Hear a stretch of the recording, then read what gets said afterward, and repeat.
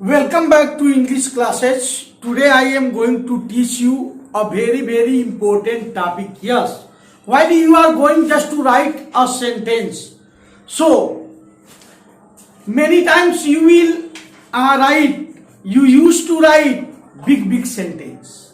So that is nothing but class. So today I am going to teach you class part first. Don't worry, I will teach its Hindi also. Myself, Fun Kumar Mishra.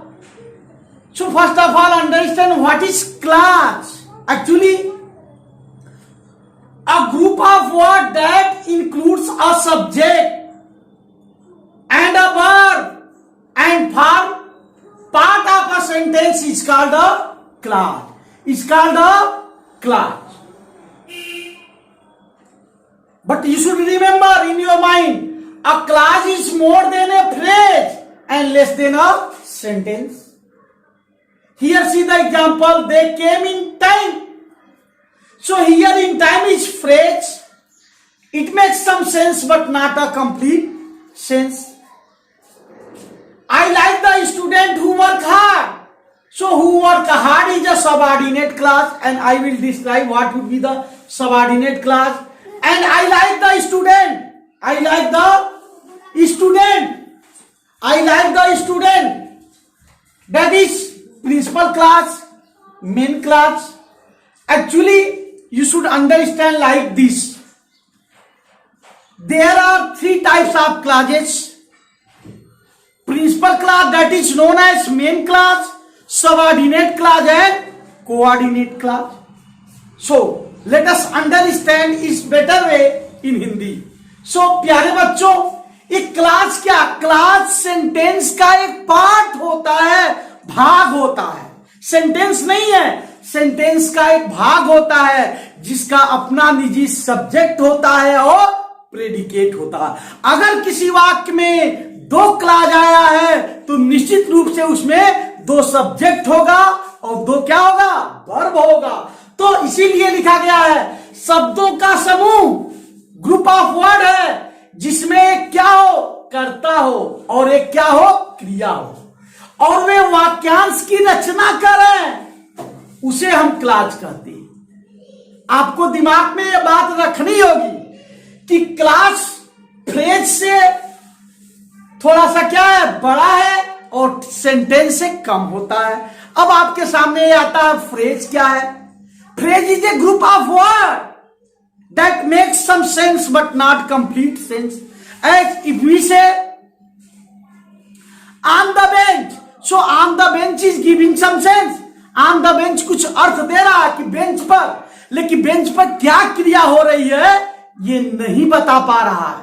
यदि हम कहें some students are sitting on the bench, कुछ विद्यार्थी bench पर बैठे हुए हैं, तब यह क्लियर सेंस हो गया कि ऑन द बेंच पे विद्यार्थी के बैठने की घटना है. मतलब क्या? फ्रेज अपना कुछ अर्थ देता है लेकिन कंप्लीट अर्थ नहीं देता है. तो ये क्लास क्या है? फ्रेज से थोड़ा सा बड़ा है और सेंटेंस से थोड़ा सा छोटा है. मैंने आपको बताया कि ये कई तरह का आप पढ़ेंगे और बहुत आसान डिफिनीशन है. कई तमाम किताबों में दिया होगा. Noun class, adjective class, adverb class teacher बता के समाप्त कर देते हैं कि नाउन क्लास किसे कहते हैं? जो वाक्य में नाउन का काम करे वो नाउन क्लास है. जो वाक्य में एडजेक्टिव का काम करे एडजेक्टिव क्लास, एडजेक्टिवल क्लास है. जो वाक्य में एडवर्ब का काम करे वो एडवर्बियल क्लास है. लेकिन बच्चे सही ढंग से नहीं समझ पाते, इस नाते ये जानना पड़ेगा. तो सबसे पहले हम जानते हैं एग्जाम्पल के द्वारा. जैसे लिखा है दे केम इन टाइम, वे समय में आए, समय से आए. तो इसमें इन टाइम क्या है? फ्रेज है, क्योंकि ये कुछ सेंस तो दे रहा है लेकिन कंप्लीट सेंस नहीं दे रहा. इन टाइम आप कहते रहो, in time what is happening, तो इसका सहारा ले रहा ना. दे केम, वे आए, इसीलिए इन टाइम क्या है? फ्रेज है. अब ये दूसरा एग्जांपल आप देखें, I like the student who work hard. ये वाक्य दो भागों में क्या है? बटा हुआ है. आई लाइक द स्टूडेंट, मैं विद्यार्थियों को पसंद करता हूं. यह वाक्य अपने आप में पूर्ण है. इसे अपने अर्थ के लिए किसी दूसरे की सहायता नहीं है, क्योंकि मैं किसी किससे पसंद करता हूं? विद्यार्थियों को। न गाय को पसंद करता हूं, न भैंस को पसंद करता हूं, न लीडर पसंद करता हूं, न डॉक्टर पसंद करता हूं, न वकील पसंद करता हूं। क्लियर कट है इसका एकदम सही कि मैं किसको पसंद करता हूं? विद्यार्थियों को पसंद करता हूं। यानी इसके अर्थ में कोई वो नहीं है, कंप्लीट सेंस है।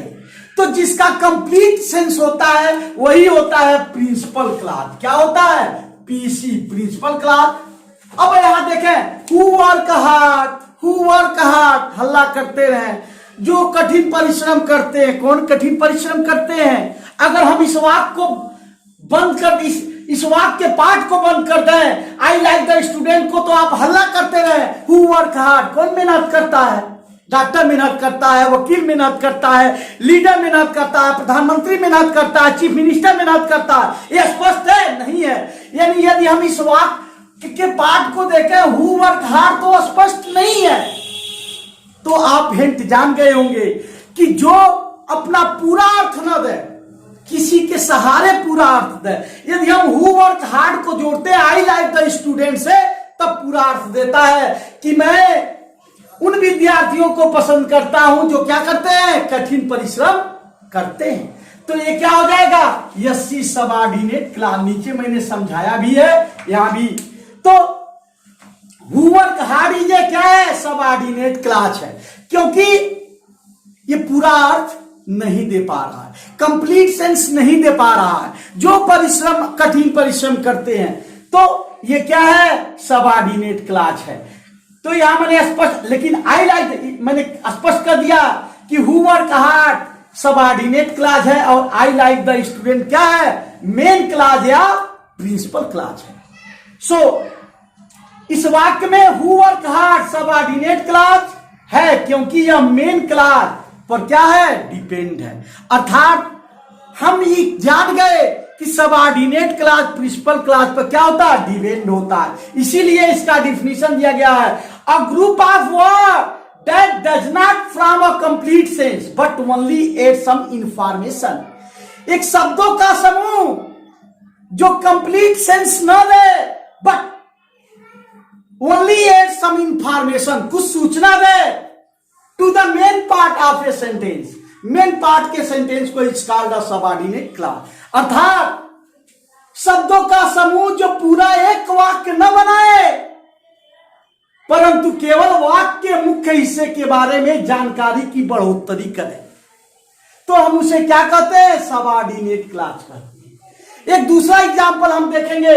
इस वाक्य को हम दो तरह से लिख सकते हैं। तमाम बार लड़के पूछते हैं, देखें इसको मैंने दो तरह से लिखा है, एक यहां और एक यहां। The boy who lives near my house is quite intelligent. लड़का जो मेरे घर के पास रहता है बिल्कुल क्या है? इंटेलिजेंट है, बुद्धिमान है। तो इस वाक्य में देखें, who lives near my house, यहां भी देख सकते हैं the boy is quite intelligent who lives near my house. तो इस वाक्य में देखें कौन स्पष्ट अर्थ दे रहा है? तो ये वाला स्पष्ट अर्थ दे रहा है, the boy is quite intelligent. लड़का बिल्कुल क्या है? इंटेलिजेंट है। एकदम लड़के के बारे में क्लियर कट जानकारी दे रहा है कि कोई दूसरा नहीं, न डॉक्टर इंटेलिजेंट है, न इंजीनियर इंटेलिजेंट है, लड़का क्वाइट इंटेलिजेंट है। तो इसी नाते यह क्या हो गया? मेन क्लास यानी प्रिंसिपल क्लास। और who lives near my house, जो मेरे घर के पास रहता है, भाई कौन रहता है? डॉक्टर रहता है, वकील रहता है, इंजीनियर रहता है, प्रधानमंत्री रहता है, मुख्यमंत्री रहता है। ये पूरा अर्थ नहीं दे रहा, ये बता रहा कोई है जो मेरे घर के पास रहता है, लेकिन ये स्पष्ट नहीं है कौन है। ये जानने के लिए सहारा लेगा किसका? इसका। तभी तो इसका आंसर निकलेगा द बॉय। कौन रहता है? तो इस वाक्य को हम ऐसे भी लिख सकते हैं, the boy who lives near my house is quite intelligent. तो लड़के कभी कभी भ्रम में आ जाते हैं। इसमें प्रिंसिपल क्लास क्या है? The boy is quite intelligent. और who lives near my house क्या है? सबऑर्डिनेट क्लास है। तो मैंने यहां लिख दिया इस वाक्य में who lives near my house subordinate class है, क्योंकि यह पूरा अर्थ नहीं दे रहा। यह मेन क्लास यानी principal class the boy is quite intelligent पे क्या है? डिपेंड करता है। अर्थात आप जान गए कि कि जब किसी वाक्य में कोई क्लास पूरा अर्थ न दे, अपने पूरा अर्थ के लिए दूसरे पे क्या करे, निर्भर रहे, तो उसे हम सबऑर्डिनेट कहते हैं। और यदि वो किसी पर निर्भर नहीं रहता, क्लियर कट एक्सप्लेनेशन देता है, तो वह है प्रिंसिपल क्लास या मेन क्लास। तो आपको यह भी जान जाना चाहिए, जिस वाक्य में प्रिंसिपल क्लास और सबऑर्डिनेट क्लास आता है, ऐसे वाक्यों को हम कहते हैं कॉम्प्लेक्स सेंटेंस। क्या कहते हैं?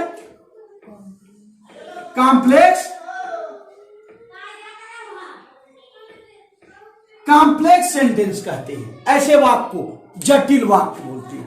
तो आपके हिंट के लिए आप जान लें, आप इनडायरेक्ट स्पीच में डायरेक्ट का इनडायरेक्ट बनाते हो ना, जितना भी इनडायरेक्ट स्पीच है पूरा का पूरा क्या होता है, कॉम्प्लेक्स सेंटेंस होता है। अब आपसे कोई कहे कि कॉम्प्लेक्स सेंटेंस के एग्जांपल दीजिए, तो जितने भी इनडायरेक्ट स्पीच के सेंटेंस होते हैं आप लिख सकते हैं। वो सब क्या है, कॉम्प्लेक्स सेंटेंस। जैसे the teacher said that earth is round, Badal told his teacher that he was writing a letter, he asked why he did not come the previous day। ये सब क्या है? तो जितने भी क्वेश्चन वर्ड होते हैं अमूमन who, what, when, why, how, because, if, whether, ये सब क्या है, सबऑर्डिनेट वाले हैं। घबराए नहीं, मैं इसकी कुंजी आपको जरूर बताऊंगा, वो वर्ड ही लिखवा दूंगा फिक्स, जिससे आप पहचान सकें। तो ये स्पष्ट हो गया कि प्रिंसिपल क्लास अपने अर्थ के लिए किसी पर डिपेंड नहीं रहता, सबऑर्डिनेट क्लास अपने अर्थ के लिए डिपेंड रहता है। भाई सीधी बात, यदि हम इसको और अच्छे ढंग से जानना चाहते हैं तो हम चलते हैं। आप शहर में रहते हैं, टाउन में रहते हैं, गांव में रहते हैं, तो प्रधान उप प्रधान सुने होंगे, सदस्य भी सुने होंगे।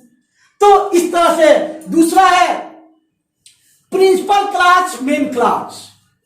तो डज नॉट डिपेंड अदर, यानी प्रिंसिपल क्लास अपने अर्थ के लिए किसी दूसरे पर निर्भर नहीं करता। तो प्रिंसिपल क्लास को क्या कहेंगे, वह क्लास जो वाक्य में अपना पूरा अर्थ दे रहा हो, अपने अर्थ के लिए किसी पर डिपेंड न हो, उसे हम प्रिंसिपल क्लास कहते हैं। उसे हम क्या कहते हैं, प्रिंसिपल क्लास कहते हैं। जैसे हम कहें कि बादल is writing but while, but नहीं लगाएंगे, मैं बाद में बताऊं। व्हाइल पुष्कर इज लाफिंग, बादल लिख रहा है जबकि पुष्कर क्या है, हंस रहा। तो इस वाक्य में देखें, दोनों क्लियर कट अपना अर्थ रख रहे हैं, दोनों अर्थ स्पष्ट है कि बादल लिख रहा है और पुष्कर क्या कर रहा है, हंस रहा। तो जब दोनों अपना स्पष्ट अर्थ रखते हैं तो एक को कहते हैं प्रिंसिपल क्लास, फर्स्ट वाले को, और सेकेंड वाले को कहते हैं कोऑर्डिनेट क्लास। यानी क्या, समान पदीय उपवाक्य। तो प्रिंसिपल क्लास वह क्लास होता है जो अपने स्पष्ट अर्थ के लिए किसी पर डिपेंड नहीं होता। ठीक वैसे ही कोऑर्डिनेट क्लास भी होता है जो अपने अर्थ के लिए किसी पर डिपेंड नहीं करता। वो प्रिंसिपल क्लास की तरह क्या होता है, स्वतंत्र होता है। तो अब आप जाना है, जिसमें प्रिंसिपल और कोऑर्डिनेट क्लास होता है उस सेंटेंस को कहते हैं कंपाउंड सेंटेंस। कौन सा सेंटेंस कहते हैं, कंपाउंड सेंटेंस कहते हैं, कंपाउंड सेंटेंस का।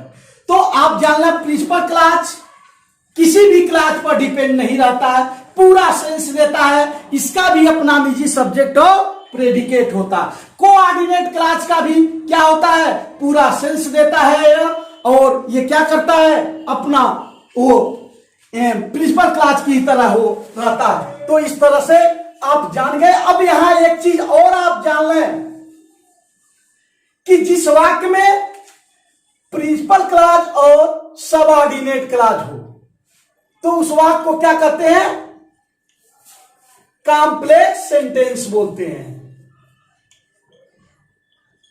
Complex sentence. और जिस क्लास में प्रिंसिपल क्लास हो और क्या हो, कोऑर्डिनेट क्लास हो, क्या हो, कोऑर्डिनेट क्लास हो, इसको बोलते हैं हम COMPOUND, compound sentence.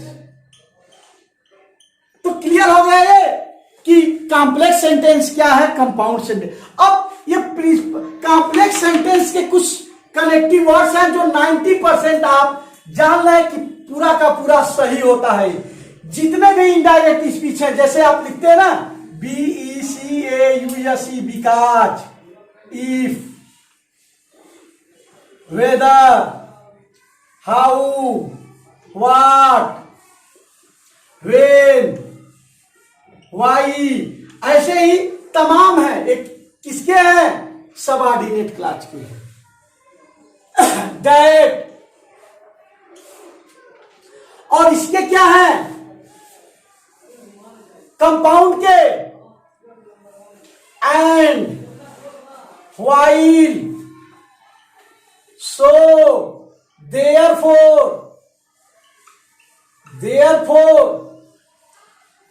it, but, still,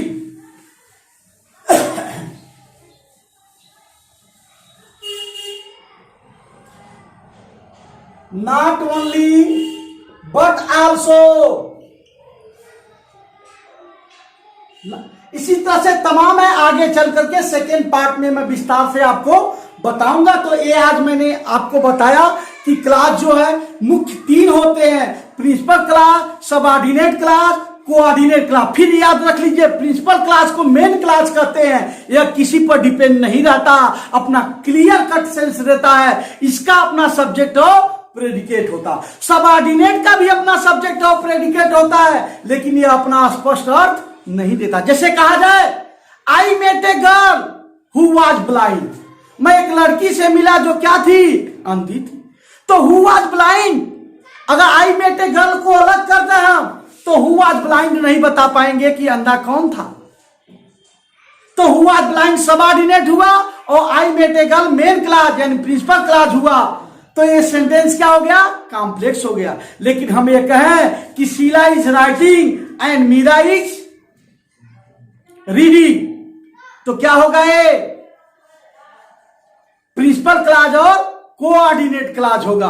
तो आज मुझे पार्ट 1 में बस इतना ही समझाना था। और एक बात और चलते चलते, यदि आपको ये समझ में आया हो और आप समझते हैं तो इसका अगला अपडेट प्राप्त करने के लिए इस वीडियो को सब्सक्राइब जरूर कर लें, बेल आइकन दबा लें ताकि आगे आने वाला वीडियो आपको मिल जाए। Thanks, that's all.